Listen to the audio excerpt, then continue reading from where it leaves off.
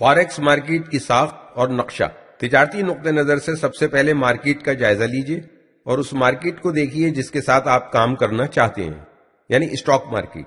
اس حوالے سے یہ امر بڑی اہمیت کا حامل ہے کہ ہم سب سے پہلے اسٹاک مارکیٹ کی ساخت اور نقشے پر گہری توجہ دیں۔ یہ بالکل فطری امر ہے کہ اسٹاک مارکیٹ اپنی اجارہ داری کو ہر حال میں قائم رکھنا چاہتی ہے۔ اس کا صرف ایک وجود ہے، یعنی وہ اسپیشلسٹ جو قیمتوں کو کنٹرول کرتا ہے۔ ساری ٹریڈز اسی اسپیشلسٹ کے ہاتھوں سے گزر کر آگے جاتی ہیں۔ اس کی وجہ سے پرائسز اسپیشلسٹ کے فائدے کے لیے کسی بھی وقت تبدیل کیے جا سکتے ہیں، اور یہ سب کچھ ٹریڈرز کے لیے نہیں ہوتا۔ یہ سب کس طرح سے ہوتا ہے؟ اسٹاک مارکیٹ میں اسپیشلسٹ مجبور ہوتا ہے کہ اس کے گاہکوں کے آرڈرز کو ہر حال میں پورا کیا جائے۔ اب یوں کہہ لیجئے کہ مارکیٹ کے اندر بیچنے والوں کی تعداد خریدنے والوں کی تعداد سے اچانک بڑھ جاتی ہے۔ اب اسپیشلسٹ مجبور ہے کہ اس کے گاہکوں کے آرڈرز کو پورا کیا جائے۔ اس کیس میں فروخت کنندگان کی پوزیشن یوں بنتی ہے کہ بہت سارا اسٹاک ابھی موجود ہے سیل کرنے کے لیے، لیکن اسپیشلسٹ کوئی بھی چیز فروخت نہیں کر سکتا۔ اس طرح کی صورتحال سے خود کو محفوظ رکھنے کے لیے اسپیشلسٹ ایک قدم اٹھاتا ہے۔ وہ اسپریڈ یعنی قیمت خرید و فروخت کے درمیانی فرق کو پھیلا دیتا ہے اور ٹرانزیکشن کاسٹ میں اضافہ کر دیتا ہے تاکہ مزید بیچنے والے ٹریڈرز کی حوصلہ شکنی ہو اور وہ مزید ٹریڈ میں داخل نہ ہوں، یعنی وہ اپنے اوپر سے دباؤ کو ختم کرنے کی کوشش کرتا ہے۔ یعنی اسپیشلسٹ کوٹس کا ناجائز فائدہ اٹھا سکتا ہے اور اپنی ضروریات کے مطابق نئی پیشکش مارکیٹ میں داخل کر سکتا ہے۔ ٹریڈنگ اسپاٹ فاریکس مرکزی اقتدار کو ختم کرتا ہے۔ ٹریڈنگ اسٹاکس اور فیوچرز میں آپ کو قیمت کے تعین کے لیے کسی مرکزی ایکسچینج میں جانے کی ضرورت نہیں پڑتی، جیسا کہ نیو یارک اسٹاک ایکسچینج یا Karachi stock exchange. Forex market میں کوئی ایک قیمت نہیں ہے جو کہ کسی بھی کرنسی کو کسی وقت دی جا سکے۔ اس کا مطلب ہے کہ بہت سارے مختلف کرنسی ڈیلرز ہوتے ہیں جو کرنسی کے بارے میں مختلف قیمتوں کی پیشکش کرتے ہیں۔ مرکزیت کے بغیر فاریکس مارکیٹ کا ڈھانچہ یہ بظاہر بڑا پرجوش لگ رہا ہے، لیکن یہ وہی سب کچھ ہے جو فاریکس مارکیٹ کو بہت شاندار بنا دیتا ہے۔ مارکیٹ بہت بڑی ہے اور مختلف ڈیلرز کے درمیان مقابلے کی فضا بھی بہت سخت ہے، اور یہی وجہ ہے کہ آپ ہر دفعہ سب سے بہترین ڈیل کی آفرز یہاں پر دیکھتے ہیں۔ اب آپ بتائیے وہ کون سا ٹریڈر ہے جو یہ سب کچھ نہیں چاہتا؟ آپ کہیں بھی بیٹھ کر ٹریڈنگ کر سکتے ہیں۔ اب یہ آپ پر منحصر ہے کہ آپ یہاں سے اپنے لیے سب سے بہترین ڈیل کس طرح حاصل کریں۔ ایف ایکس لیڈر اگرچہ فاریکس مارکیٹ کی کوئی مرکزی جگہ نہیں ہے جس کے نام سے اسے پکارا جائے، یہ بظاہر اچھا نہیں لگتا، لیکن آپ کو یہ یاد رکھنا چاہیے کہ فاریکس مارکیٹ میں حصہ لینے والے تمام لوگ فاریکس کی چھتری تلے بڑے منظم ہوتے ہیں۔ یہ سمجھنے کے لیے کہ ہم آپ کو کیا سمجھانا چاہتے ہیں، اس کے لیے یہ مثال دیکھ لیجیے۔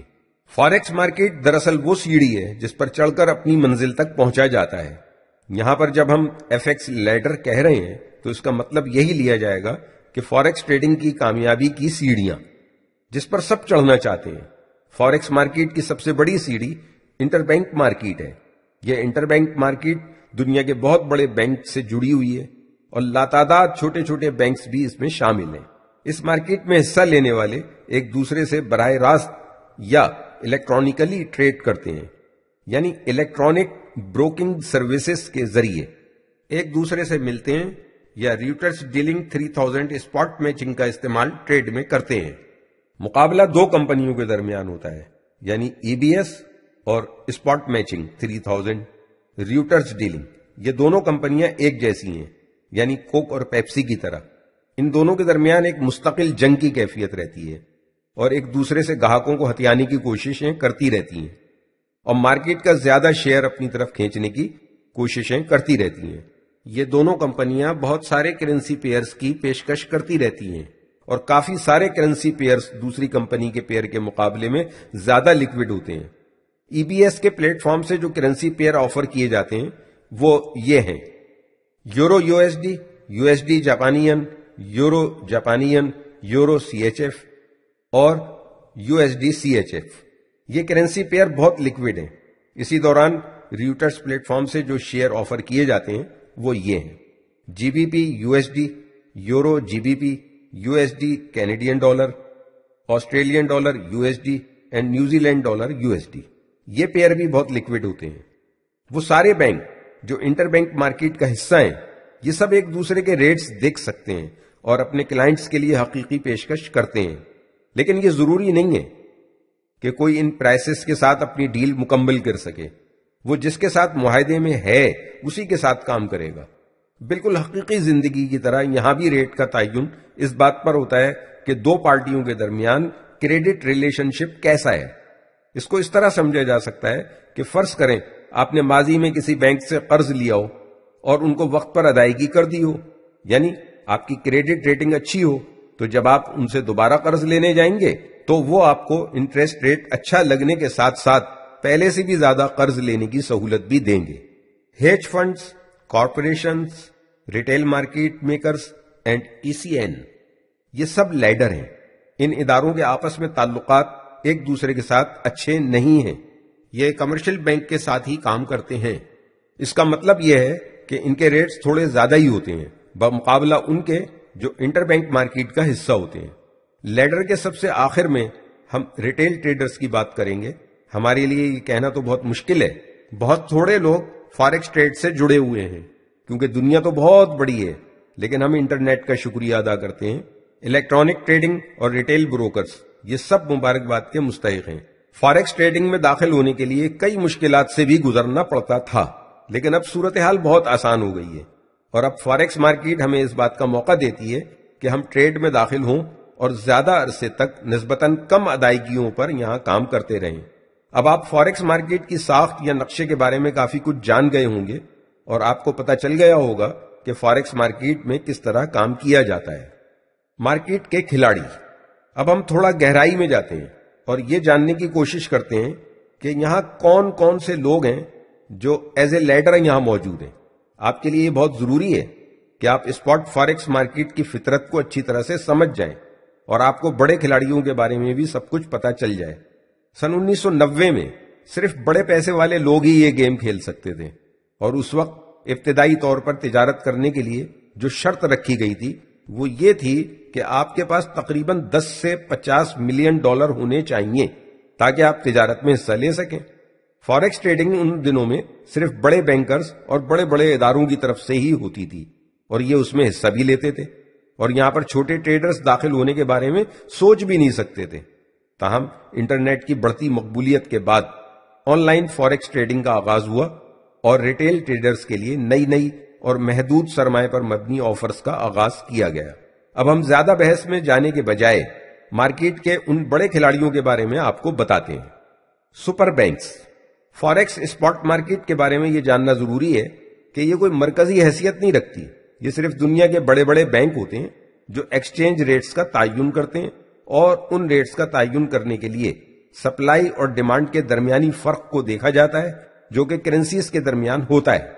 یعنی عام طور پر یہ وہ لوگ ہیں جو بڈ آسک اسپریڈ بناتے ہیں، جن سے ہم بہت محبت کرتے ہیں۔ یہ بڑے بڑے بینکس مشترکہ طور پر ایک نام انٹر بینک مارکیٹ کے نام سے جانے جاتے ہیں۔ ایک بہت بڑی رقم فارکس ٹرانزیکشن کی مد میں ہر روز مختلف کسٹمرز کے ذریعے ان بینکوں سے ہو کر گزرتی ہے۔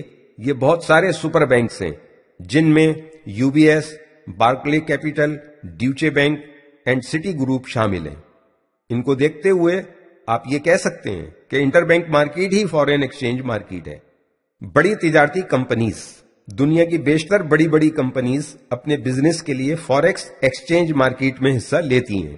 مثال کے طور پر کوئی بھی کمپنی جو جاپان سے الیکٹرانک آلات خریدے گی، اور اگر اس کمپنی کا تعلق امریکہ سے ہے تو وہ ڈالر بیچ کر ین کرنسی خریدے گی۔ اس ٹریڈ کا جو حجم ہے، یعنی جو انٹر بینک مارکیٹ کے ذریعے ہوتی ہے، یہ بہت تھوڑا ہے، کیونکہ اس طرح کے ڈیلرز اپنی ٹرانزیکشنز کے لیے زیادہ تر کمرشل بینکوں کا سہارا لیتے ہیں۔ مرجرز اینڈ ایکوزیشن بہت بڑی کمپنیوں کے درمیان ایکسچینج ریٹ کے اتار چڑھاؤ کا باعث بنتے ہیں۔ انٹرنیشنل کراس بارڈرز M&As کے درمیان بہت ساری کرنسیز کا لین دین ہوتا ہے، جس سے قیمتوں کے بڑھنے اور گھٹنے کا تعین ہوتا ہے۔ گورنمنٹ اور مرکزی بینکس، گورنمنٹ اور سینٹرل بینکس جیسا کہ یورپین سینٹرل بینک ہے، بینک آف انگلینڈ ہے اور فیڈرل ریزرو ہے، یہ سارے باقاعدگی سے فارکس مارکیٹ میں شرکت کرتے ہیں جیسا کہ دوسری کمپنیز حصہ لیتی ہیں۔ نیشنل گورنمنٹ فارکس مارکیٹ میں اپنے آپریشنز کو چیک کرنے کے لیے حصہ لیتی ہے، یعنی بین الاقوامی تجارت، ادائیگیوں اور اپنے فارن ایکسچینج کے ذخائر کو سنبھالنے کے لیے فاریکس مارکیٹ میں شرکت کرتی ہیں۔ اسی دوران میں سینٹرل بینکس فاریکس مارکیٹ پر اپنا اثر ڈالتے ہیں جب وہ قیمتوں کے پھیلاؤ کو کنٹرول کرنے کے لیے سودی شرح کو سیٹ کر رہے ہوتے ہیں۔ ایسا کرتے ہوئے یہ کرنسی کی ویلیو پر بھی اثر ڈالتے ہیں۔ ایسی مثالیں بھی ہیں جب سینٹرل بینکس نے یہاں مداخلت کی ہے، یعنی براہ راست یا زبانی طور پر فاریکس مارکیٹ میں مداخلت کی ہے۔ جب بھی انہیں ایکسچینج ریٹ کے بارے میں کوئی درستگی کرنی ہوتی ہے تو یہ فاریکس مارکیٹ میں داخل ہو جاتے ہیں۔ بعض دفعہ سینٹرل بینکس کا نقطہ نظر یہ ہوتا ہے کہ ان کی کرنسی کی قیمت بہت بلند ہے یا بہت کم ہے، چنانچہ وہ بڑے پیمانے پر سیل اینڈ بائی آپریشنز کا آغاز کر دیتے ہیں، اور اس کا مقصد ایکسچینج ریٹ کے اندر اپنی مرضی سے کوئی بڑی تبدیلی لانا ہوتا ہے۔ اسپیکولیٹرز، آپ جیت جائیں گے، یہ افواہیں پھیلانے والوں کا غالباً سب سے اہم فقرہ ہے۔ تقریباً 90% تاجر ان مختلف صورتوں اور سائزز میں یہاں ٹریڈ میں موجود ہوتے ہیں۔ ان میں سے بعض کے پاس بہت پیسہ ہوتا ہے اور بعض کی حالت پتلی ہوتی ہے، لیکن یہ سارے فاریکس سے اس لیے جڑے ہوتے ہیں کہ وہ اپنی جیبوں کو نوٹوں سے بھر سکیں۔ پریشان ہونے کی ضرورت نہیں، ایک دفعہ آپ نے یہ کورس مکمل کر لیا تو آپ بھی اس ٹرینڈ سیٹ کرنے والے ہجوم کا حصہ بن جائیں گے۔